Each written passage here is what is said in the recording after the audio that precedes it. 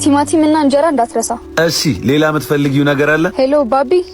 ሄሎ ሄሎ ባቢ። ስልክ የዘጋ መሰለኝ። በቃ ሰክቼ ተመልሼ እመጣለሁ። ቲማቲሙንና እንጀራ እንዳትረሳ ተብሏል። እስከመሽ ነው ለገዛ ልጅ ቤት ድረስ ዛሬ ያለቀልኝ። እስከ ቤት ድረስ የሚያመጣሽ ጉዳይ የለም እኮ። ስለዚህ ለፍርድ ቤቱ ሄጄ እየከፈለኝ አይደለም ብዬ ልናገር? ደሞዜ ዛሬ ነው የገባው። ፍርድ ቤቱ በ26 ክፈል ብሏል። ከዚህ በኋላ እዚህ አልመጣም፣ እዛው እንገናኝ። ቢያንስ ብቻሽን መተሽ ብትጠይቂኝ ምን አለበት? አባቷ እያስረባት እንደሆነ እያየች ማደግ አለባት።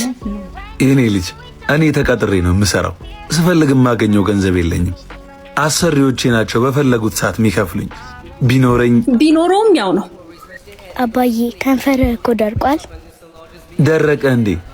ውሃ ጠምቶኝ ነው። እኛ ቤት እኮ ምግብ አለ።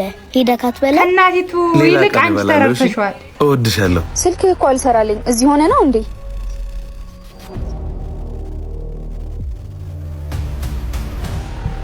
ጉድፈል